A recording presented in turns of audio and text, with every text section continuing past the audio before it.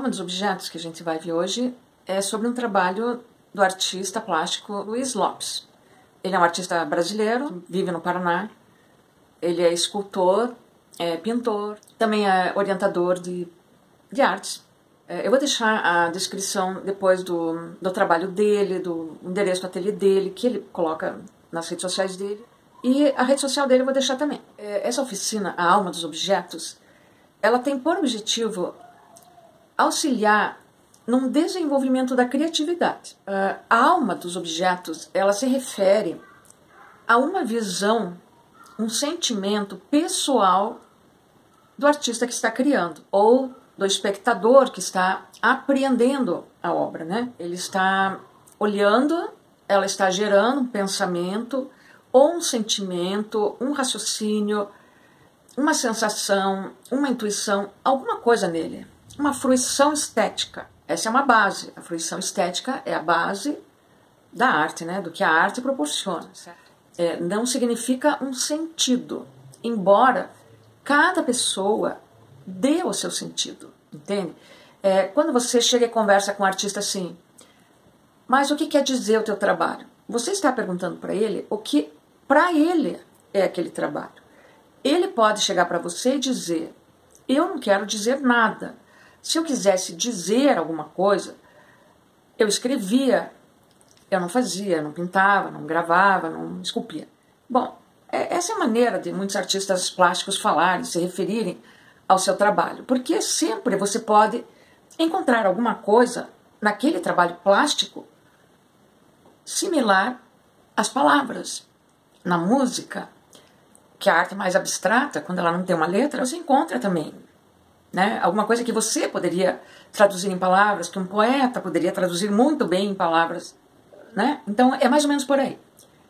Então, o que eu vou analisar do Luiz Lopes, desse trabalho dele, não da obra dele, desse trabalho dele, dessa escultura, é a minha visão pessoal dos elementos que ele usou nesse trabalho. Essa é a minha visão pessoal da alma desse objeto de arte. Você tem a tua visão pessoal da alma dos objetos em geral, não só desse trabalho, dos objetos em geral. Objeto quer seja uma cor, não é necessariamente um objeto, um óculos, por exemplo, não é necessariamente isso, tá? Então, quando você vai criar, isso depois, quando a gente começar as oficinas práticas aqui, né? Você vai ver que quando você for criar, você vai ter os elementos à tua volta com o qual você pretende compor o teu trabalho. E esses elementos, cada um deles, eles têm uma alma. Ainda que a alma que você diga não é uma alma. Isso aqui é uma cor, é uma tinta, é uma massa, é uma forma. Ainda assim. Então essa é a alma. A cor, a forma, a massa, né? O tamanho, enfim, a espessura, tudo isso, tá? A composição em si, aquele jogo dos elementos. Então aí você vai descobrir a alma dos objetos. Na oficina prática a gente vai fazer isso, né? A gente vai fazer uma inscrição, assim, aqui só para as pessoas virem, tá? Para elas virem na oficina, né? E, enfim, para ser ao vivo vai ficar bem melhor. Por enquanto eu estou fazendo essas oficinas gravadas e agora eu vou começar a analisar as obras de artistas. Até agora eu falei do meu trabalho, né? Falei só de um artista. Eu falei do meu trabalho, eu vou começar então a analisar a obra de artista. E hoje eu vou começar com Luiz Alberto Lopes. Luiz Lopes, artista de Curitiba, artista brasileiro. Vamos analisar uma escultura dele. Um corpo de mulher, transparência. É uma mulher jovem, dá para ver pelos seios. Ela tem os braços levantados sobre a cabeça como uma cariátide. Aqui eu percebo a grande influência que teve na vida do Luiz a Faculdade de Belas Artes, porque essa é o tipo de escultura que se estuda muito na Belas Artes. E o Luiz, de fato, ele gostava bastante da faculdade. Ela parece uma escultura dupla, como se houvesse um duplo dessa mulher. É quase como se ela estivesse se mirando ao espelho. A estátua girando assim como ele está fazendo, né, nessa imagem, sugere essa coisa da admiração da figura feminina. tanto quanto um espectador masculino, talvez, quanto a própria mulher se admirando ao espelho, remetendo aí ao mito de Narciso, que ele se mirava no espelho e ele também se apaixonou pela própria imagem. Então eu vejo como se ele visse a figura feminina como narcisista, alguém que ama apenas a si mesma, que se enamora de si, que se observa, que se olha, que se admira, mas ao mesmo tempo eu vejo uma projeção do artista na figura feminina.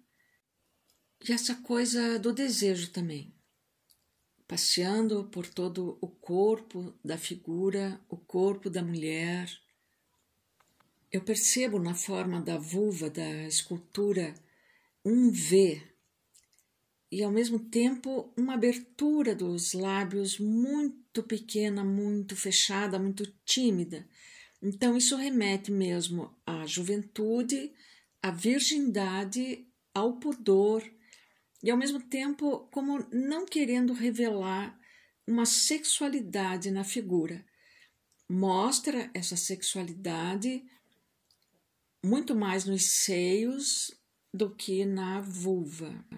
Eu acredito que ele usou resina para fazer essa escultura, que é uma maneira, se foi a resina, é uma técnica muito difícil de conseguir essa lisura da escultura, né?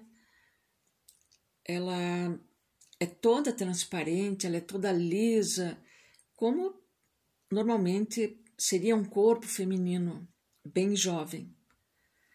Esses seios, eles apontam para cima, eles apontam para o céu. O céu também é isso, páramo, paraíso, éter, o início da vida, né? Aquele paraíso. Eu diria que essa escultura é uma Eva, e o escultor poderia ser um Adão, ou o espectador. Essa escultura, ela é feita um pouco para as mulheres, mas muito mais para que os homens admirem. É o que eu estou percebendo. Tem toda uma curvatura das formas, das ancas, tudo isso muito feminino. E ao mesmo tempo é como se fosse uma mulher que não vai se deixar penetrar. Ela é toda envolta num fluido. É como se ela fosse uma sereia, como se ela estivesse na água. Agora eu escrevi mais coisas aqui e eu vou ler. A juventude dos seios remetem a frutas. Aqui, peras, me parece. Frutas do paraíso ou frutos do paraíso. Os seios amamentam, mas não estes. Estes são seios virginais, intocados, claros.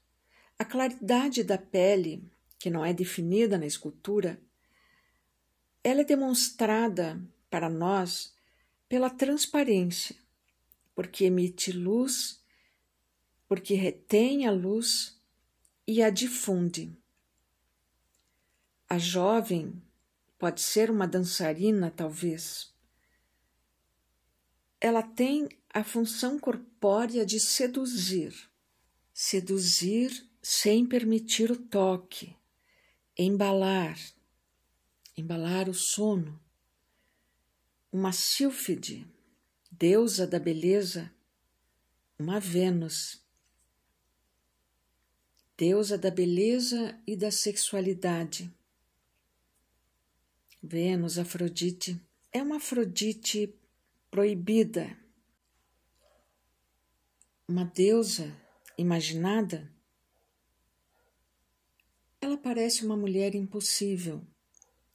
Percebe-se na vulva de lábios finos, fechados, que remetem à boca que usa, repleta de segredos, impenetrada e impenetrável. Um botão de rosa a ser descoberto, a aflorar, florescer, ser deflorado. Tudo neste corpo é forma, curvas, perfeição. A figura feminina é representada aqui pelo artista sem impurezas, sem experiência, quase como se não existisse, não tivesse vida ou não tivesse vivido, sem idade ou idade tenra, adolescente, púbere, primeira juventude. Os braços delicados erguidos sobre a cabeça, ao mesmo tempo revelam a cariátide e a lua. É como se a mulher fosse um planeta que nos orbita, e os seus seios também podem ser luas. Eles têm o formato de meia-lua. Ao mesmo tempo que a escultura, a mulher, aqui nos revela a sua santidade, ela também revela a não santidade, a não virgem. Repare que a Virgem Católica, ela sempre aparece com os braços fechados, coberta, com túnicas, véus. Esta mulher, ela está com os braços levantados, ela está nua e a postura dela é de oferecimento. A Virgem do escultor Luiz, ou a Virgem imaginada, ou a mulher revirginada da escultura, ela está nua, não só nua, mas pronta para uma libertação dessa virgindade. Ao mesmo tempo, ela volta a ser da cabeça, né? É uma figura bem dúbia. Observem essa realidade dúbia ou dupla que nos remete a Capitu, de Dom Casmurro. Ela tem inocência ou ela tem lascívia? Essas duas qualidades não podem se misturar na mesma mulher ou justamente podem? Retomando o mito da Capitu, essa mulher, ela é verdadeira ou ela é mentirosa? Se ela está diante de um noivo, ele pode duvidar da pureza da carne ou da pureza da alma, e ele afinal se sente nesse direito, agora retomando para uma linguagem mais atual, menos feminina e mais feminista, né? A face dela parece inexpressiva, fria, passiva. Ela me parece uma mulher morta, de olhos fechados. É quase como se estivéssemos no seu velório, diante do caixão. Ela sendo feita de luz, ela reflete em si todas as cores, todas as coisas, todos os elementos. Ela é prisma. Mas observem os traços dela.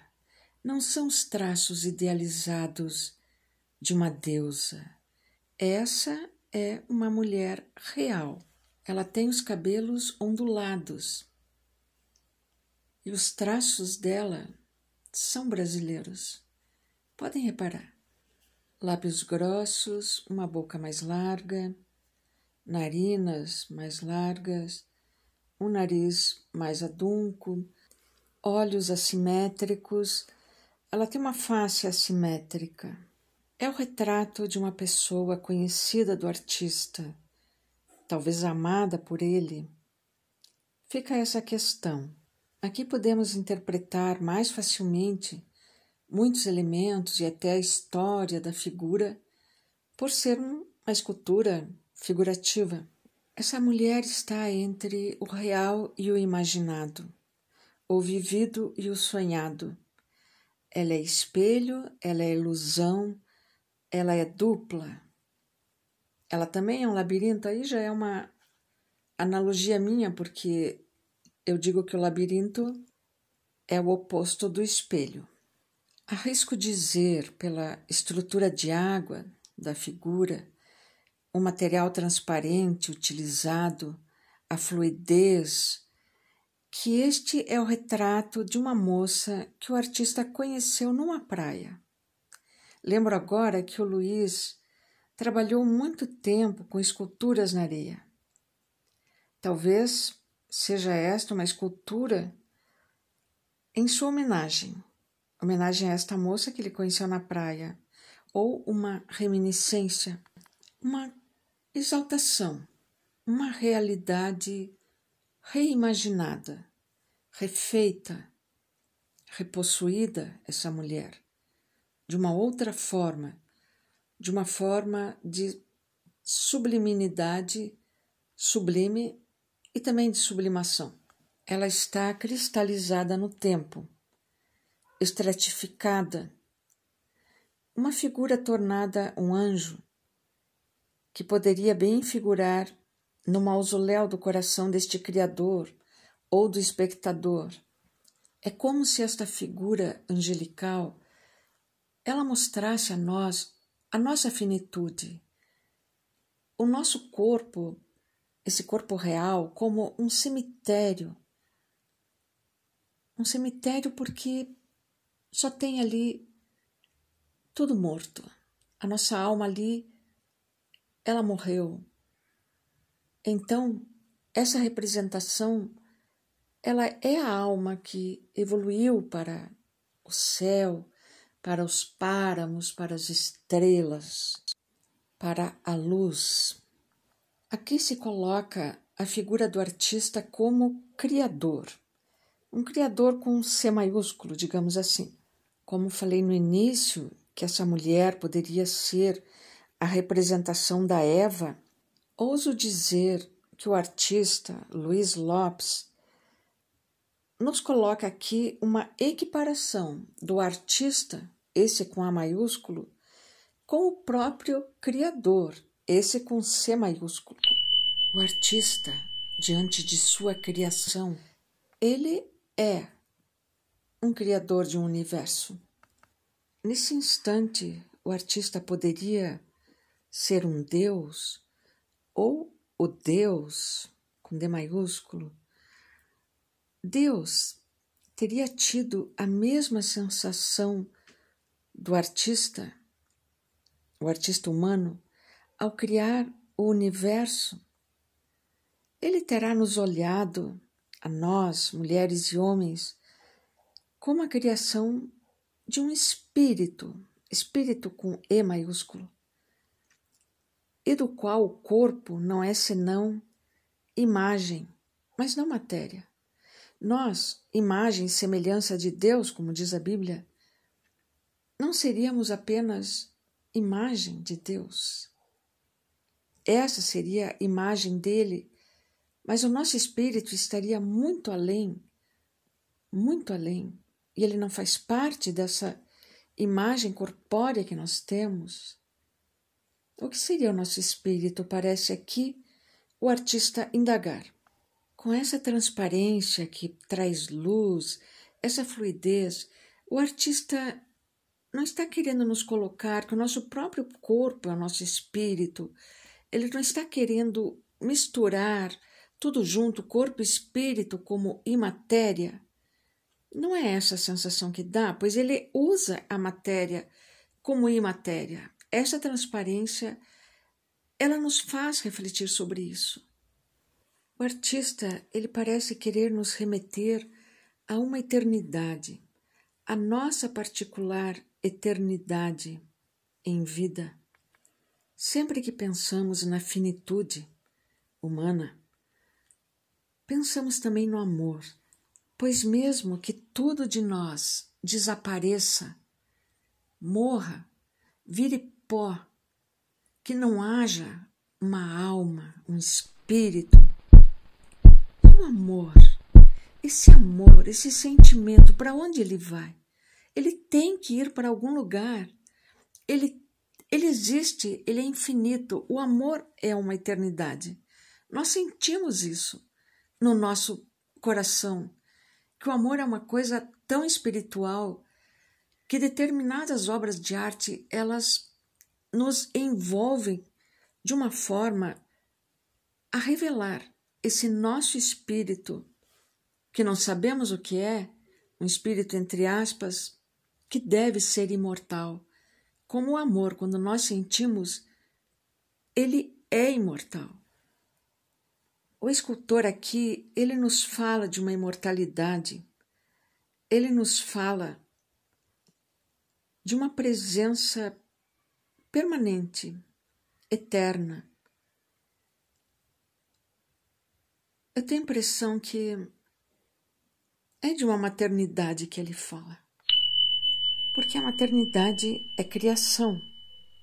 Cria-se uma alma, um corpo, uma pessoa, uma personalidade, uma vida. E quem dá a luz a essa vida é um corpo de mulher. Essa escultura em resina, 1,20 m.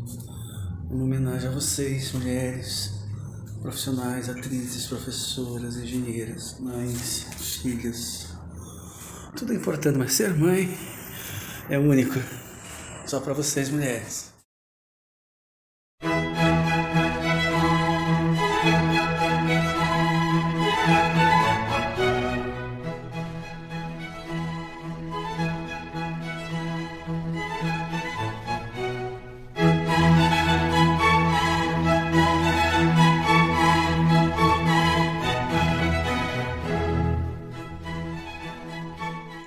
A beleza dessa figura feminina no vidro, vitrificada, na resina transparente, ela é éter, ela necessita de ar, de mar, de azul, de céu de luz.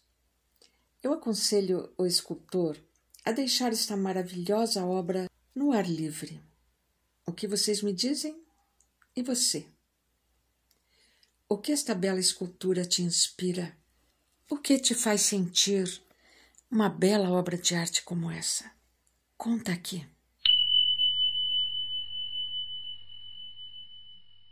Fazer arte. Viver a arte 24 horas por dia. Esse é o desafio. Em um país em que o artista é visto, ou melhor, mal visto. Como um artista pode viver num país desse? Então, a oficininha da semana foi essa. Eu espero conseguir fazê-la ir ao ar no horário que eu tenho programado, que é sábado de manhã. E, bom, eu peço, se você assistiu até o final, se você se interessou, que você comente, que você curta, que você pergunte alguma coisa que você queira, né?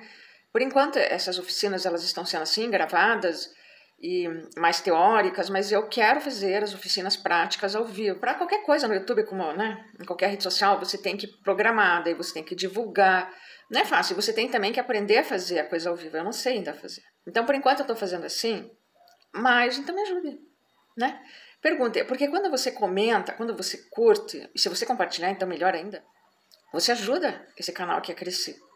É assim que funciona o YouTube, né? E aí as oficinas têm mais possibilidade de acontecerem.